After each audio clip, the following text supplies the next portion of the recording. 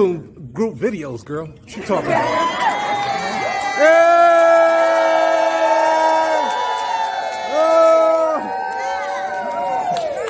More universities need to teach sales. So I want you guys to know that if you have a college degree or you don't have a college degree, mainly for the people that have college degrees, you were never taught how to run a successful business. Because one of the key fundamental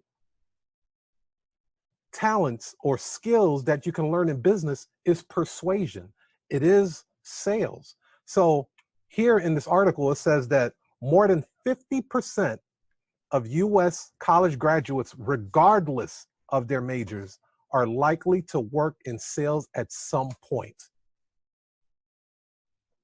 There are over 4,000 colleges in the United States, and less than 100 teach sales. That's huge. So if just imagine when you were back in college or any type of profession, you look to the left of you, you see a person, you look to the right of you, you see a person, and then realize that, and you look at yourself and realize that one of you three are going to be in sales at some point, but they never teach sales in school.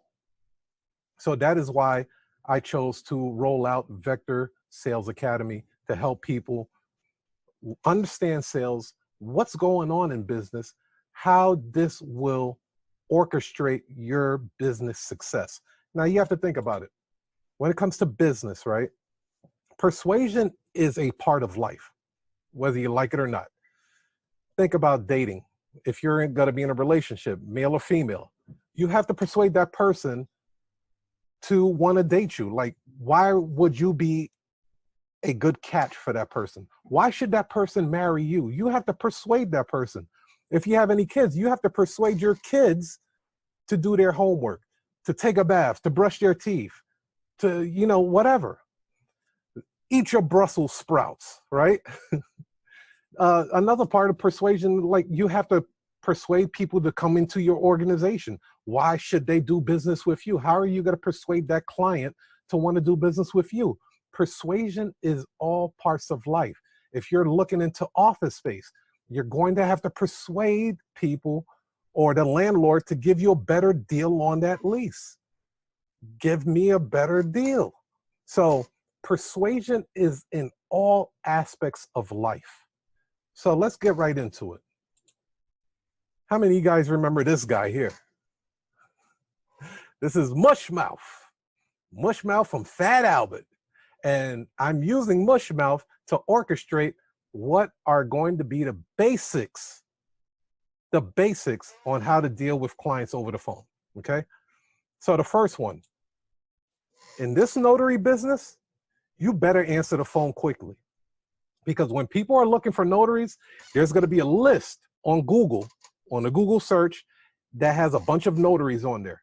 And I can let you know right now, from experience, that a lot of notaries do not answer the phone, which is great for me because I always answer my phone.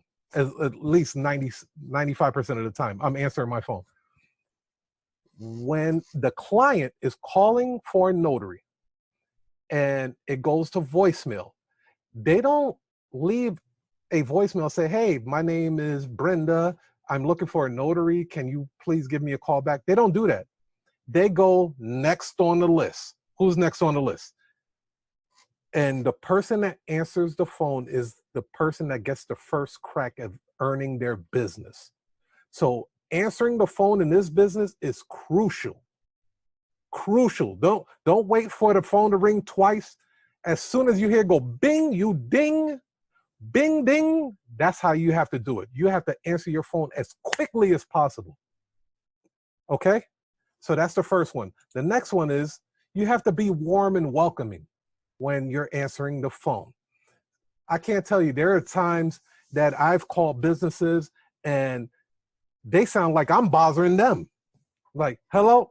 Well, oh, God. You want a notary? Okay, let me see what we have. No, I can't do that. No, that time doesn't work for me. I mean, rude. They're not warm. They're not inviting. It's just, it feels like I'm bothering them. So therefore, I don't even want to do business with you and give you my hard-earned money if I feel like I'm bothering you. What happens when you go to a restaurant and you get bad service? They're not warm and welcoming in their restaurant. Their tip meter goes down. Oh, yeah, I was going to give you $10. Now it went down to $8.50. Oh, she didn't bring my water. Oh, $7. It keeps going down and down and down to the point where they might not even get 10%, right? So be warm and welcoming when you're answering the phone. Third, introduce yourself and your business. So when a person calls me or my organization, anybody answering the phone, that is the very basic, fundamental part of it. We always answer the phone like this. Thank you for calling U.S. Notary Agency. My name is Mark. How may I help you today? You see that? Thank you for calling U.S. Notary. I just introduced my business. My name is Mark. I introduce myself. How may I help you today? I'm warm and welcoming. Just one sentence. It doesn't have to be complicated. It doesn't have to be hard. You can teach your kids to do this. If the kids can do it, you can do it. You can teach other people to do it within your organization. But having a great greeting is so imperative, okay? So let's go on to the next one. You're gonna have to speak clearly. That is why I have Mr. Mushmouth from Fat Albert on here. You're going to have to speak clearly. You remember how Mushmouth used to talk? Fab Albert. You didn't know what that dude was saying. You know what I mean? You don't want to sound like Quavo from the Migos. You know, you want to speak clearly so the customer remember, in this business of notaries, you're going to interact with many different races, from people from India, Pakistan, Mexico, Africa, Americans, from all across the globe.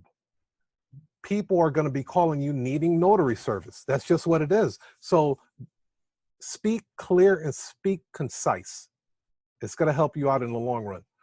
And then do not use slang or buzzwords. I can't tell you how many times I've called businesses and someone will be like, oh, it sounds like you're about to get turned up over there. What, turned up? Turned up? Or back in the day, they used to say, fleek. They're like, the business is on fleek. Not for when you're receiving a phone call.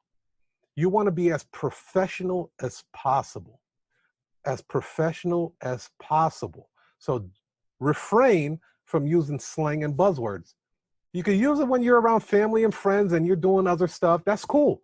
But when a client is calling, they have a certain amount of expectations on the phone call.